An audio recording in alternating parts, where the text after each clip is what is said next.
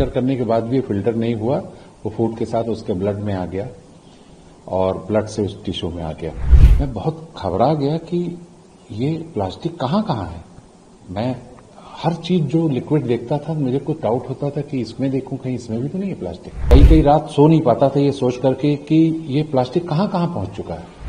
Actually micro plastic accidentally मुझे मिला जब मैं टिश्यू कल्चर पर सेल बायोलॉजी के लैब में एक एक्सप्लाइंट को जो है एनालाइज कर रहा था, एक टिश्यू को माइक्रोस्कोप के नीचे, तो मुझे एक अननोन पार्टिकल उसमें दिखाई दिया। तो उसकी उसकी जो ज्योमेट्री थी, जो उसका आकार था, वो अननेचुरल था। तो मैं बड़ा परेशान था कि ये है क्या इसके अंदर। तो जब उसको बड़े माइक्रोस्कोप पर देखा मैंने, तो वो एक प्लास्टिक का टुकड़ा था जो माइक्रोन साइज का था। तो ये मेरे लिए बहुत चिंता का विषय था, क्योंकि कोई भी चीज टिश्यू में सिर्फ ब्लड के थ्रू ही पहुंच सकती है, और ब्लड में कोई चीज फूड के थ्रू, भोजन के थ्रू। और ये प्लैंकटन ईटर है, फिल्टर फीडर होता है बाइवॉल्व मोलस्क मरीनो ऑयस्टर। ये मैं समुद्र की, अंडमान के समुद्र से ये मरीनो ऑयस्टर लेके आया था उसके मेंटल टिश्यू को। तो उसी का एक्सप्लांट था जो टिश्यू कल्चर में मैं यूज कर रहा था। तो मुझे इस बात की बहुत चिंता हुई कि ये एल्गी में माइक्रोप्लास्टिक पहुंच गया क्या, इसके फूड में पहुंचा कैसे। फिल्टर करने के बावजूद, ये फिल्टर करके फीड करता है, तो फिल्टर करने के बाद भी फिल्टर नहीं हुआ, वो फूड के साथ उसके ब्लड में आ गया और ब्लड से उस टिश्यू में आ गया। तो मैं अंडमान गया और बहुत सारे मैंने सैंपलिंग की, जो पॉलिएस्टर बेड्स थे वहां पर जहां ये ऑयस्टर्स नेचुरल कोर्स में रहते हैं। तो वहां से मैंने वहां से पहले समुद्र से, जिस ओरिजिन से ये आया था, उस वहां से सैंपलिंग की। समुद्र से जितनी भी समुद्र से मुझे सैंपलिंग मिलती गई रास्ते में, हर जगह को टैग करके मैंने जो है उसका लाइट एंड लैंगिट्यूड को रिकॉर्ड करके उसको सैंपलिंग की। तो जब उसको एनालाइज किया तो उसके अंदर हर सैंपल में मुझे समुद्र के पानी के माइक्रोप्लास्टिक मिला। फिर मैंने नदियों में देखना शुरू किया।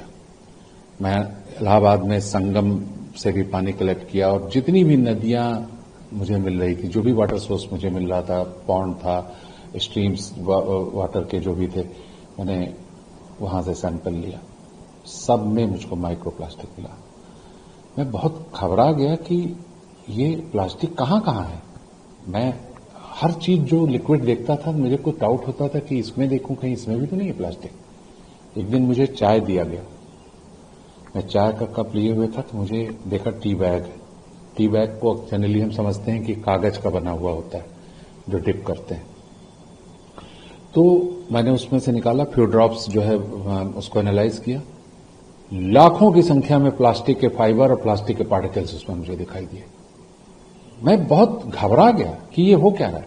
फिर दुनिया के कई जगहों पर मैं उस समय यात्रा पे था, Costa Rica, Singapore, Malaysia, Thailand, जहां भी जाता कोई भी पानी मिलता मैं उसको सैंपल लेता। इवन बॉटल पैकेज्ड वाटर जब मिलता उसको मैं सैंपल रख ले।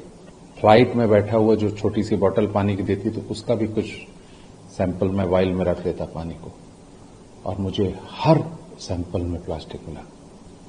मैं कई कई रात सो नहीं पाता था ये सोच करके कि ये प्लास्टिक कहां कहां पहुंच चुका है। और इसको फिर आपने कहीं रिपोर्ट किया, कुछ किया? फिर मैंने एक आर्टिकल लिखा, उसको यूरोपियन एक्वाकल्चर में और इन्फोपिस इंटरनेशनल में मैंने पब्लिश किया, और मैंने उसमें लिखा कि stop plastic, it is reaching your blood. तो बड़ा हंगामा भी हुआ। ब्लड में कैसे पहुंचा, किस तरीके पहुंचा? सामान्यतः तो बायोडिग्रेडेबल है नहीं। एक्चुअली अगर आपके फूड चेन देखिए, जब ये एल्गी में मिला तो एल्गी हमारी जो भोजन श्रृंखला है उसका पहला पायदान है। तो इसका मतलब कि हमारी भोजन श्रृंखला में प्लास्टिक पहुंच गया। तो अब ये पहुंचा कैसे? ये प्लास्टिक का एक बिहेवियर होता है कि वो कुछ समय में अपनी इलास्टिसिटी खो देता है। कोरोसिव एटमॉस्फेयर हो या अगर सन के एक्सपोजर में हो तो ये प्रक्रिया जो है हार्ड होने की, ब्रिटल होने की तेज हो जाती है। और ओपन एटमॉस्फेयर में आप देखते हैं चारों तरफ प्लास्टिक फैला हुआ है, तो वो धूप के संपर्क में आकर के कोरोसिव एटमॉस्फेयर में आकर के वो टूटता है और उसके पाउडर जैसा हो जाता है, वो नैनो माइक्रोन साइज का हो जाता है। बारिश होती है, ये बहता है, हमारे रिसोर्सेज में पहुंच जाता है। जब इतने हमारे नदी नाली में पहुंच जाता है, नदियों से हमारे समुद्र में पहुंच जाता है, एक तो ये रास्ता है। और ये इतने छोटे होते हैं नैनो और माइक्रोन साइज के प्लास्टिक कि वो आपके ग्राउंड वाटर तक पहुंच जाते हैं, बोरवेल के वाटर तक। अब ये इतने हल्के होते हैं, आपने देखा होगा कि जब सर्दियां आती हैं तो दिल्ली से और तमाम जगहों से खबर आती है कि 2.5 का बहुत समस्या चल रही है, PM 2.5, PM 10। इसका मतलब हुआ कि PM 2.5 का मतलब हुआ कि 2.5 माइक्रोन का पार्टिकल आपके ब्रीदिंग एयर में है, जो आपके सांसों से जा रहा है। अब आप सोचिए 2.5 माइक्रोन, 10 माइक्रोन ब्रीदेबल है, तो ये तो नैनो साइज का प्लास्टिक पहुंच चुका है। तो ये आपके हवाओं में है, हमारे एटमॉस्फेयर में है, हमारे पीने के पानी में है। और जब वाष्पीकरण होता है और पानी भाप बन करके आसमान में जाता है, तो ये उसके साथ उड़ करके बादलों में पहुंच जाता है और बरसता है, तो पूरी दुनिया के, पूरी धरती के पोर पोर में प्लास्टिक पहुंच गया। For exclusive and insightful videos, subscribe to our new channel ABP Live Premium.